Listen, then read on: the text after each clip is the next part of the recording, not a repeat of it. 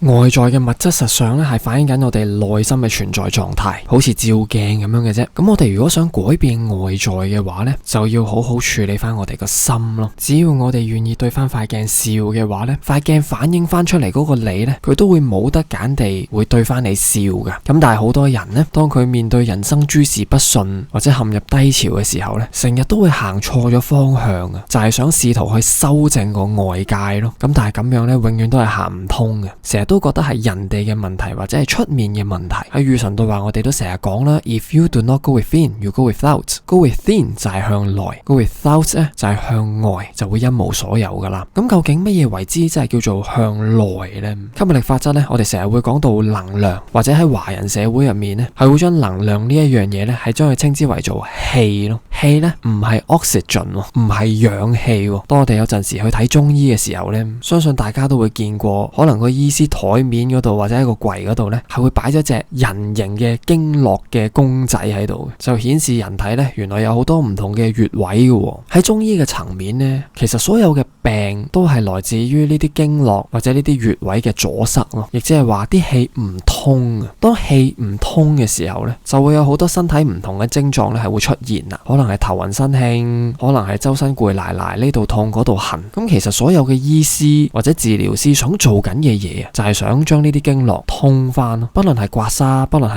按摩，定還是係拔罐、中藥、練氣功，其實都係做緊呢一樣嘢嘅啫。咁如果我哋再講得深層次啲嘅話呢，一個人嘅氣通唔通呢，其實係同佢嘅運氣啦，甚至乎命運啦，係好有關係嘅。當一個人氣唔順唔通嘅時候呢，做乜嘢都係會諸事不順嘅。表面睇落去好似啲嘢係整定啊，冇得揀啊，自己好無力啊，冇辦法去改變咁樣。但係如果我哋去學習吸引力法則嘅話，我哋好重要學識一樣嘢，同埋理解一樣嘢呢，就係我哋嘅內在同外在究竟存在緊一個點樣嘅關係咯。喺我自己人生呢，已經有好多次撞板嘅經驗啦，或者係失敗嘅經驗。我再去細心啲諗翻清楚成件事嘅脈絡，發生緊啲乜嘢事嘅時候呢，其實我自己係心知肚明啊。呢啲事情嘅發生呢，原來係因為我，但係咁樣講唔係話要怪責自己或者怪責邊個人，而係原來我有一啲嘅模式係創造咗呢一個結果出嚟咯。而呢個模式呢，係一種混亂嚟嘅，或者一種急躁啦，一種性格，或者係一種焦慮咯，好驚啲嘢唔得啊，好恐懼啊，就好想好快速咁樣谷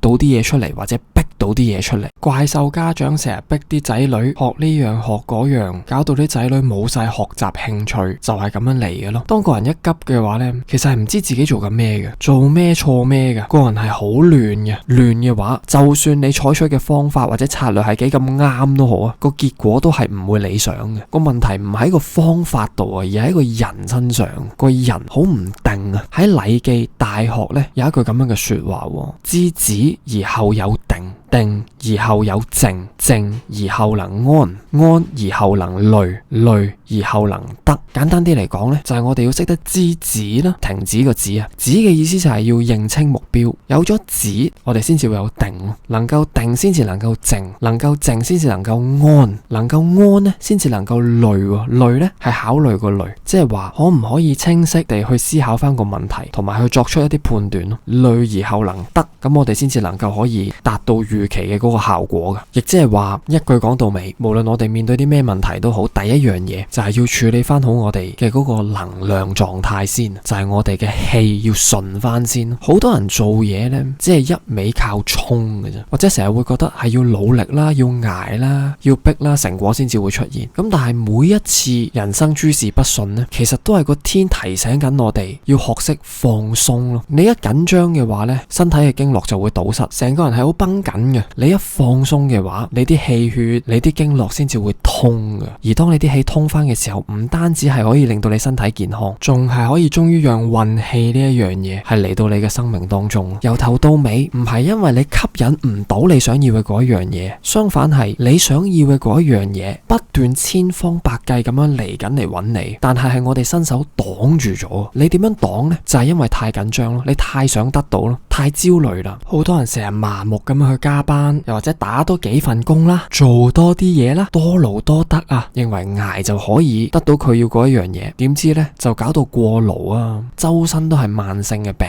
或者係因為焦慮啊，因為急啊，就搞到啲嘢一鑊粥咯。就算係感情層面都係一樣嘅，當你太想得到一個人嘅時候呢，其實對方無形之中都係會感到一啲壓力噶，咁然之後佢就會彈開噶啦。相反，如果我哋能夠將個焦點向翻來，去照顧翻好自己，亦即係話讓我哋啲氣血順翻啲嘅時候呢，你好開心好安定咁樣去做自己嘅嘢，反而係會產生一種魅力同埋吸引力噶。咁 deserve 你嘅好嘅人呢，佢先至能夠親近到你噶。當你個人成日都咁緊張咁不安嘅時候，就係伸手擋住咗佢哋咯。做運動去訓練都係一樣噶，個人一急呢，就會 overtrain 啊，過度嘅訓練啊。咁就算你冇受傷都好啊，你都會唔知點解呢，成日都冇嚟精神嘅。其實做咩都好啊，反而如果你能夠聽首歌、飲啖茶、食塊餅先開始嘅話呢，你調整翻好你嘅狀態先，跟住先再去做嗰一樣嘢，成件事個 quality 係會唔同好多嘅。千祈唔好呢，成日呢喺度趕啊，或者喺度急啊，喺度逼啲嘢出嚟咯。就算俾你逼到都好啊，成件事都係會太過人工或者太過頭腦嘅，係夾硬砌出嚟嘅啫。嗰一樣嘢係冇乜深度嘅，或者係冇辦法打動到人心咯。做就係做咗，但係佢會得個殼咯。我哋想做到任何一樣嘢，就要用翻個心嚟到去做。唔知大家有冇試過去揼骨啦，去按摩啦？嗰個技師掂你嘅第一下，你就已經知道佢有冇心同你按咯。即係可能有啲技師表面上佢都係幫你喺度捏緊骨，但係你會 feel 到佢係心不在焉嘅，佢想快啲收工。但係有啲呢，由佢掂到你個膊頭嗰一下開始呢，你就已經 feel 到佢嘅用心噶啦。咁我哋做咩都好呢，其實都係要帶住呢種心態去做呢，先至會做得好。